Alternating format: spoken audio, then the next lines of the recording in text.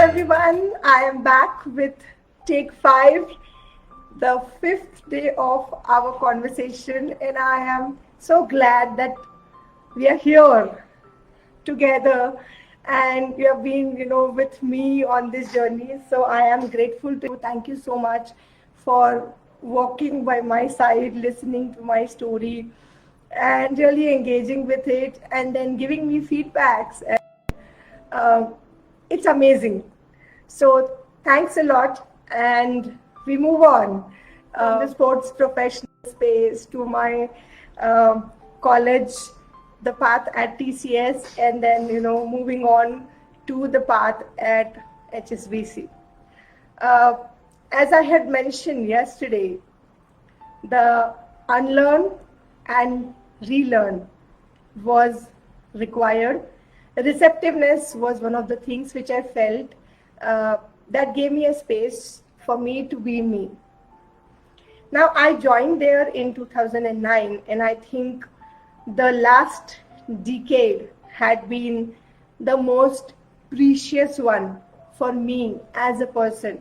Though every stint, every journey, every 5 years or every 4 years, I would count it as immensely, enriching for me.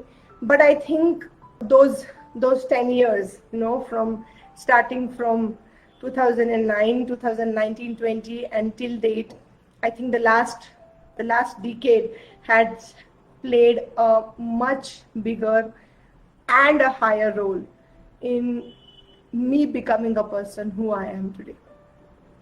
So I am always grateful. I will always be grateful, because as you say that you keep on upgrading your challenges in your life, and I think I kept on upgrading the challenges, but I think I'm more grateful that I got that grace and bliss, and I'd always been blessed with the people around me. I'd always been blessed with the insights that my inner self really helped me to build, how I kept going, the kind of blessings that I had from God and from my family members, my parents. I think it helped me immensely to go a long way. So started my journey with HSBC in 2009, and 2010 January my father-in-law passed away, and that was the first space of grief, which something of that I had not felt ever. It was just 2 years and 3 months with him, and I think that connection, that bond was really very strong. I get overwhelming feelings when I talk about that, but I feel that suddenly there was a shift from you being a child to you being someone who is more responsible. Though I had seen passing by of my uncle, aunt, my grandparents, but I think this was very close.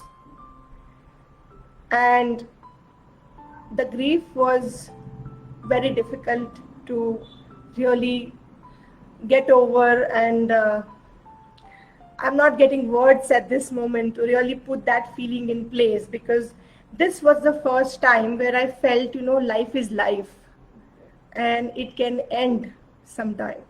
Till that, it was like, oh, I am at a space where, parents are always going to be there. Everybody who is there in your life is going to be there forever, kind of. And this was a major blow. Nonetheless, life moved on, though it was difficult. And with my husband, my mom-in-law, it was very difficult for all of us to really walk through in that space and really get away from his passing away. But then I think we grew one step at a time, and there were drifts in relationships that I could feel at that point in time, because everyone was dealing with something or the other, not able to express it, and it took a while, I think, for all of us to get into that settled space. So nonetheless, that happened, and 2010, I think, was the year of huge learnings. January, my father-in-law passed away. Then in June, my mom-in-law had to go through angioplasty, so she had major blocks. That was difficult to handle. And then in July, my mom was diagnosed with stage 4 cancer. So one after the other, it was like the rocks falling on you, one after the other. You are somehow trying to stay tall, trying to really take that overwhelming feeling, that burden, somehow trying to really move on, but one after the other, the challenges kept on coming. The challenges were making us emotionally empty. The wear and tear was more emotional wear and tear of losing people around us than feeling that once again with my mom, like when doctor said we just have an year or so. It took really some time to allow it to process, and I think till date I get jitters, especially thinking about my mom and also about my father-in-law, of course. With my mom, the journey got on to difficult spaces, slowly, steadily, but then it went on to difficult spaces all the time, because the moment you leave her and come back into your own zone, your life, you go on, the more difficult it became, that you don't know next what's going to happen. So the 2010 was like a heap of challenges completely. And then what I learned from that year was that patience, calmness, because as a person I am aggressive. As a person, I believe in quickly getting stuff done. That's somewhere, that's me. But over a period of time, and until date, I had always been a person who would think and make it happen. So whatever is required, whatever plans I thought of, whatever things that came to me, I would just go ahead and execute them no matter what. And I always got that support. I'm always blessed with that. But then here, the support required was on the other side. And suddenly that feeling of overwhelm. Now, how do I deal with this? This is huge. And somehow, it started to work. Like my mom's chemotherapy started. There were times where she was admitted and all of that was going on. But yeah, life kept on moving somehow or the other. Emotional wear and tear, it was like on the verge. Sometimes it felt like she's going away, she's drifting away. And that made me feel worse about it, because she had been the strongest pillar of my life. And till date, I think I had not seen someone who really believed in me that much. So it kept on going, and 2012 there was another blow wherein I got cancer. I got it. So the next level for my life, in my personal life, to conceive and to be a mom. And rather than the happiness, it turned out to be a very rare kind of cancer.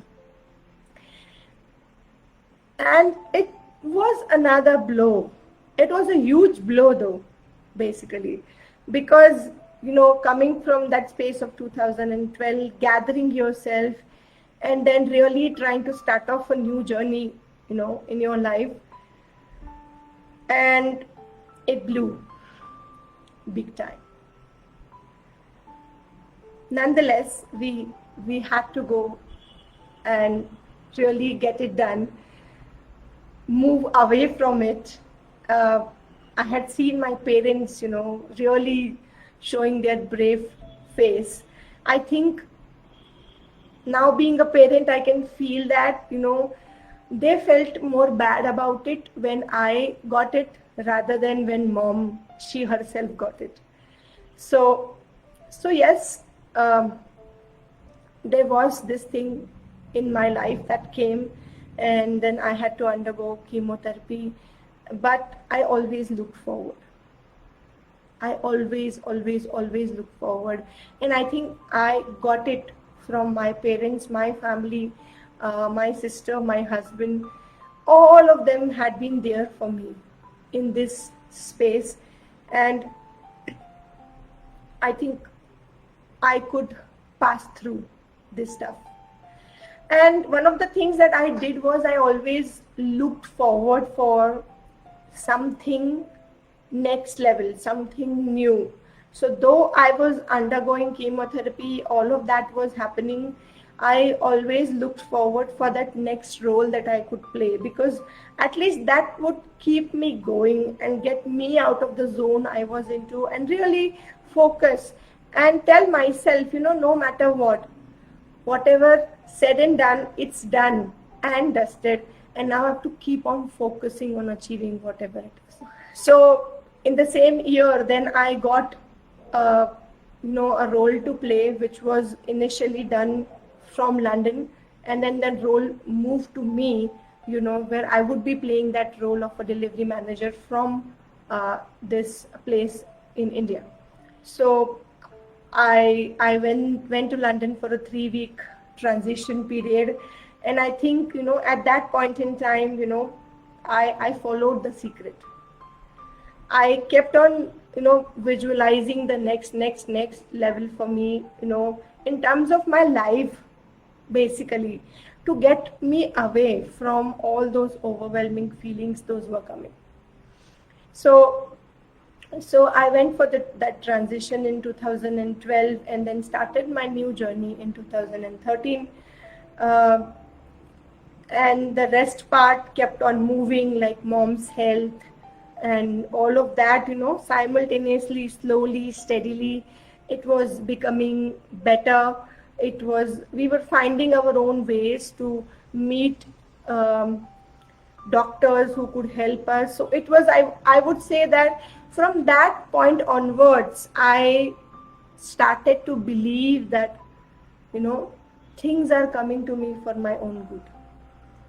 And moving out from this cancer space actually gave me a feeling that, okay, I being a positive person, I being a forward-looking person, if I could feel that deep inside that this is not working, how can I help others?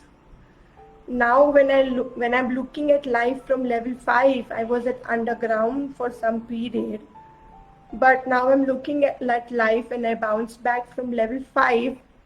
How can I help people to look at life from level 5 or maybe level 10? Not from the level 0 where they're finding, themselves stuck in the situations, stuck in what is not working, stuck in real deep challenges. And I know what it means and feels being there in that space. I've gone through that. I know what it feels. But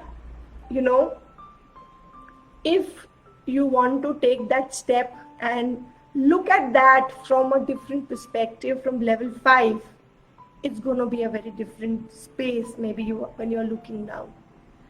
So somewhere in my mind, I thought that, people have stress, people are dealing with things that, okay, these are my challenges, I want to move to the next level in my career, I need to get this promotion, I want this kind of a role, I want this kind of a, so all that was there. But what stress, what negativity, or what level of, the pressure that it was building on them, and they thought that this was the space, that's mine, and the struggle and stuff and all of that. So I'm not saying that the challenges is a small challenge or a big challenge, because for every person the challenge is big for them, and I respect and value that. But my only thing that came to me was I need to be helping people out, because if this is what has came to me, being a positive person, being a person who always looked up for life, then what can I do to help others? And I think this was the space which was like a seed sown inside of me for my coaching journey. It was already there. It came to me. I didn't knew at that point in time how, when I'm going to proceed with this, help to the world around me. But I was sure that I would be doing this in any capacity for sure. So this thing always comes to me. So whenever I traveled to London every year, as I mentioned, there will be a 4-week of planning month for which I would be traveling. And I used to carry books with me. I used to carry notebooks with me to write. I am a big fan of journaling. I write. It comes to me and I write it. It's very important, because if you keep on really messing here inside, getting it on paper means a lot. It's huge, because it will give you that starting point very easily when you are journaling your own challenges. So I always believed in that, and I still remember that 2013 April, while I was at my yearly trip to London, I wrote in my notebook that whatever I am learning, I want to share it with people in the corporate world. And I didn't knew that I'm going to be, coaching people in corporates now. I didn't knew that I would be a leadership coach, and really, that level of intense work that I do today, I would be doing. But I just knew that this is what I wanted to do. And this, I have a list. I keep on writing, preparing. This is what I want to do. This is what I want to be. And here I am sharing my journey with all of you. This meant a lot, because somewhere the clarity, the seed was sown, and it was also coming on paper that yes, I want to really help people understand. In lot of the times in corporates, we see that there is this vicious cycle that I will get this much, so I will perform to that extent only. And when I'm performing to that extent only, then I am going to get, my company is performing to an extent, right? My organization too is performing to an extent. And only if it is performing to an extent, the profits will be only to that extent. And then what you get back is maybe not what you wanted, because you wanted more, hike and promotion in, better space. But because you started with that shrinking zone, right, as an employee, that this, I'm going to do this much only for this, whatever salary I'm getting, I'm just going to do that and sit back. But I think HSBC gave me this space where I contributed immensely. And when I look back at my journey, it was a flash progress. It was a flash growth. It was, I had to never ask for anything, because it was given to me. But when I look back, I was contributing. So I think that was valued, where I always, looked forward. So whatever workshops, trainings I would be sent to, I would come back, create a pack of my learnings, and I would just go ahead and, do it with my team, my boss's team, in whatever space and knowledge or understanding I could do that. So that helped me build a lot of connections with people. That helped me to scale up progress superbly well. And that also helped me to really reconnect back with myself. So when I wrote that I want to share whatever I've learned in 2013, in August 2013, there was this workshop that came my way, and I was sent for a 2-day external workshop. And coming back, I had a discussion with our department head, Karthik Kalyan Sundaram. He has been so supportive, really, and he when I expressed this idea that that I want to run this, and he supported, my sub department head Ajay Deshpande. He supported, and I think my bosses were awesome in that space. I believe that they always say, you work for an organization if your boss is is really helpful to you and receptive of what you were saying. And I came from a place of conviction, because by then, going through that difficult journey, I had built up that conviction in myself that yes, this is what I want to do, this is what I want to give, and I know where I'm coming from, because I know I've gone through it. I know that dip in life. I know what it means and what it takes to come back. And then he immediately agreed, and I ran a half-day workshop 2 days a month at my workplace. And that was like a proper corporate training. Nominations were done, the sponsored lunch and tea. It was awesome from Karthik's space that he embraced and gave complete support for me to operate. And we were two people, Ratna and me, and she is a very dear friend of mine, because she had been the start of this journey with me, so I value her so much. And we rocked. And during that space, because I was always into human psychology, understanding what people do, why they do, and stuff like that, I actually could gauge where people came from.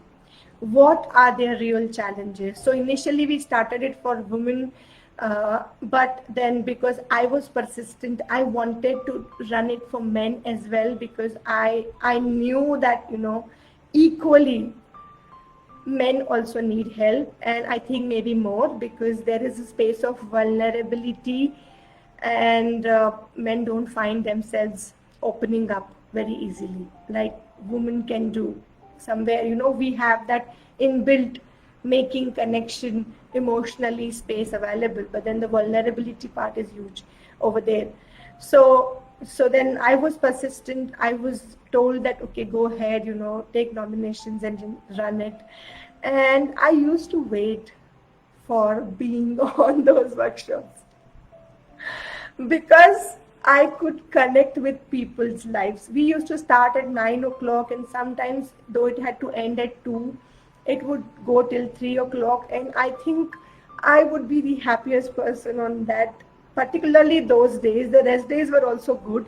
But I think somewhere I could reconnect with myself, helping these people out there who were, whatever they were dealing, and I acknowledge them as well, because they were very honest in sharing their journeys, and they trusted me. After the workshop, they would book my personal time in my calendar, and then they would go over their own personal challenges which they couldn't speak about. And then when I helped them, they would come back with the breakthroughs. And I think that space of coaching started to grow for me. I remember in one of the workshops, one of the senior person told me, you are so good at corporate training, why don't you do that? And I think that landed to me like, oh yes, I never thought about it.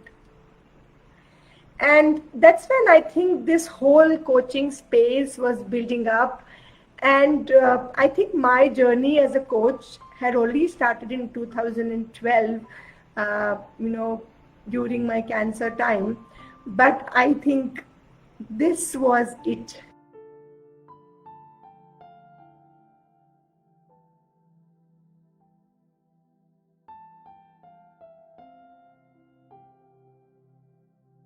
plan those 2 workshops a month, and around 250-300 people, participated in that. And the most beautiful aspect of that, one person, though I keep getting feedback, but one person, last year I was participating in the NLP India Summit 2020 as an expert speaker. And one person last year got hold of me through LinkedIn. He got my number, he gave me a call, and he said, you know what, Shraddha, when I attended that workshop with you in 2014, and it's been 6 years now, I'm so grateful that it actually helped me to change my life. I'm more assertive today. My life, my career could have been on a very different path had I not attended your workshop. And this gave me immense acknowledgement, and it gives you that push that yes, you are on the right path. And internally also, whenever I'm on coaching calls, it's a very different me, and I love it. So I thank God for giving me all those challenges and all those the bumps in my life, which actually made me this stronger person, which actually helped me to whatever space I am into today. And of course, I am also work in progress. I never say that I'm done. And I will be work in progress for the rest of my life till my last moment. I know that. But the level of confidence, the level of dealing with life became much better when I really bounced back from my bad journey. So thank you for watching this today, though I kept on talking about, because that's so passionate zone, that's so ingrained in me, that bit that is so dear to me, this space. And I'm grateful to people I have worked with, and being given opportunities to really taking my ideas, the receptiveness, that's been the most important one, I feel. And I kept on doing these kind of things. So the workshop, and then post that, there were like monthly meetings we had. So I would do a 5-minute mindset coaching already for my boss's team of 100 people. And the receptiveness that I got, the opportunities that I kept on creating, because I was persistent. I believe I was like, no, this can be done. If you do approach this way, possibly people will get it more. And I think that's where I could build huge connections with people. So there have been, so many people, I've not been able to take all the names, but then yes, I'm going to tag them all. Mark Weston, Mark Godard, everybody out there from the HSBC space, thank you so much for helping me out in this journey of my life. So we meet tomorrow, and this is going to be the last leg of my journey, how I moved on from an employee to an entrepreneur running my own coaching business, as a coach now impacting the world in a very different manner today. So keep watching, catch me tomorrow, and I look forward to speak with all of you. Thank you so much.